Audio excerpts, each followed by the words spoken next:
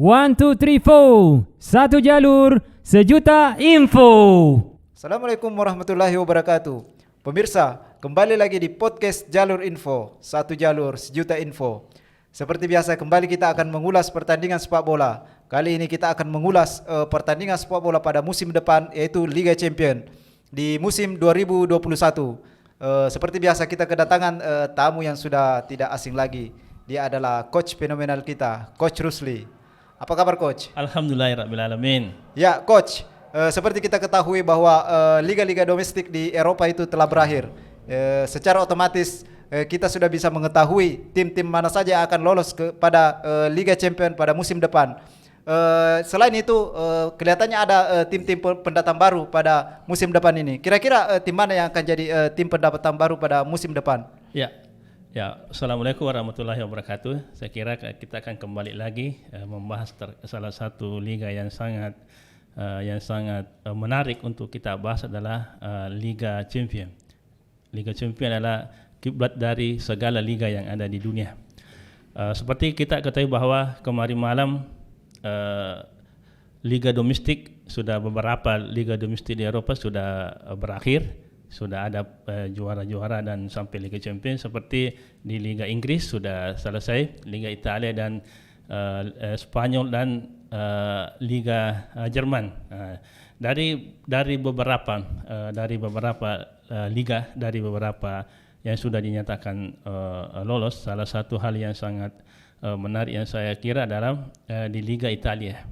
Seperti kita ketahui bahwa Liga Italia beberapa tahun terakhir ini, kurang lebih 7 tahun, dihuni oleh tiga tim kunci. Yang pertama adalah Juventus, yang kedua adalah Inter Milan, yang ketiga adalah Atalanta. Ya, sekarang ada lagi satu adalah pendatang baru, tapi dia sudah lama, yaitu AC Milan. Kita katakan bahwa AC Milan sudah beberapa kali menjadi juara Liga Champions dan perlu diketahui bahwa 7 tahun baru dia kembali lagi ke Liga Champions. Ini merupakan suatu prestasi yang sangat bagus ya, oleh di pemain-pemain yang ada di AC Milan. Padahal beberapa ya pada awal musim AC Milan ini tidak diunggulkan untuk masuk di dalam zona Liga Champions. Tapi nanti pada saat pertengahan liga dia sudah menunjukkan permainan yang sangat menarik, meskipun akhir-akhir dia tidak stabil.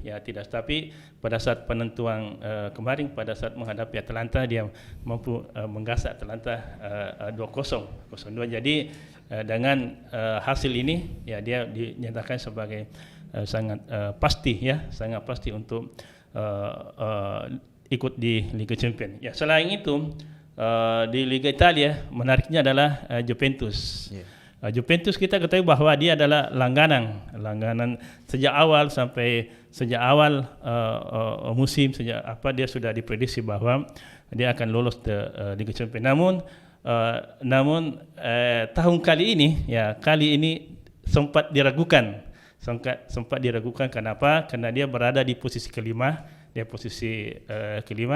Namun terakhir kemarin dia memenangkan pertarungan, jadi dia dinyatakan dia berada di urutan keempat. Jadi sangat dramatis dia, dan ini juga akan memberikan motivasi ya, dan sekaligus juga menjawab teka-teki apakah Pirlo akan hengkang atau tidak. Ternyata kemarin setelah meraih Coppa Italia, dia lolos di Liga Champions. Dia dijamin bahwa untuk saat ini Pirlo masih menjadi menukani daripada AC Milan, Juventus, maksudnya Juventus itu sendiri, sehingga Pirlo juga aman, dan meskipun Juventus juga aman, meskipun dia berada di detik-detik terakhir. Ini sangat bombastis dan menarik. Dan yang ketiga, ada hal yang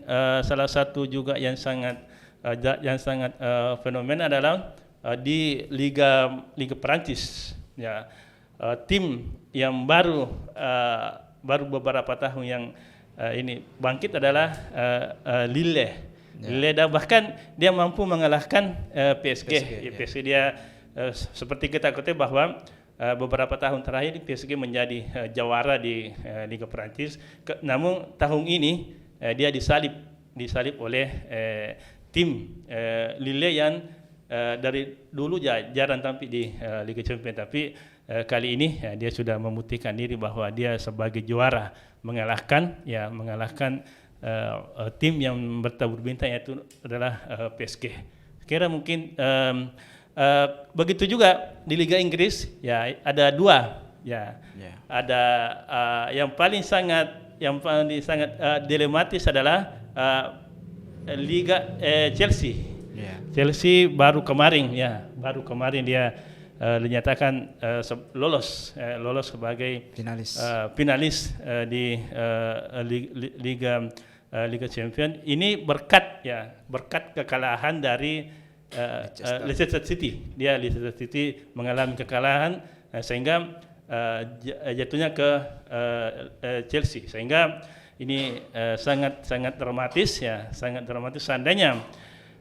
Seandainya Leicester tidak kalah, ya, dan Chelsea kalah nanti, ya, di pertandingan siapa tahu di Liga nanti final, ya, jadi tidak lolos, tidak bermain nanti tahun depan. Tapi karena ada jaminan, ya, karena kemarin malam dia mengunci, ya, dia dinyatakan lolos karena dia berada di urutan keempat. Keempat itu kalau di Liga Inggris, ya, seperti kita ketahui bahwa Manchester City sebagai juara, yang kedua adalah Manchester United, yang ketiga ini juga adalah Liverpool, ya, Liverpool yang awalnya yang sejak pertengahan atau akhir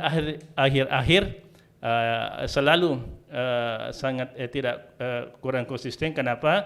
Karena banyak pemainnya yang cedera, terutama di lini belakang. Banyak yang mengalami cedera, dan begitu juga pemain depan kurang maksimal, ya, kurang bertayu, sehingga akhir-akhir ini di pertengahan banyak orang meragukan bahwa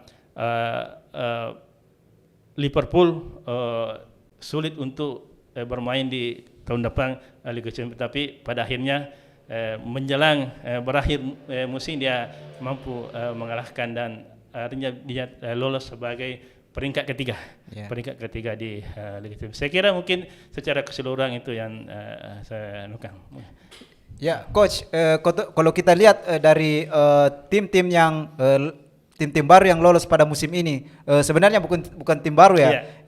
Ini ya, maksudnya tim lama. Yang pemain lama yang sudah main di Liga Champions. Cuma pada musim ini kembali pada jalurnya. Seperti itu, Coach. Seperti AC Milan. Kira-kira bagaimana Coach melihat kans daripada tim baru ini pada musim depan ini di Liga Champions ini? Ya, AC Milan kalau kita lihat dari sejarah persepak bola di Italia, dia adalah tim yang paling banyak juara di Liga Champions khusus di Italia. Dia paling banyak mengoleksi Liga Champions di Liga Italia. Dia ini kenapa tahun ini, ya, tahun ini kenapa dia karena dia mendatangkan salah satu pemain yang didatangkan dalam Ibrahimovic yang selalu memberikan aksis dan mencetak gol di laga-laga penting. Ya, meskipun kita katakan bahwa Ibrahimovic dia sering mengalami cedera, karena mungkin karena faktor Rusia juga, namun kalau dia tampil, ya, dia selalu memberikan kemenangan untuk AC Milan. Namun kalau saya memprediksi bahwa AC Milan mungkin di Liga Champions musim depan mungkin cuma boleh saya bisa lolos lah fase awal, tapi agak sulit untuk menuju ke semifinal atau apa. Saya kalau melihat dari susunan pemain yang ada sekarang, ya, saya tidak tahu kalau nanti bursa transfer, ya bursa transfer ini akan melakukan perubahan secara total.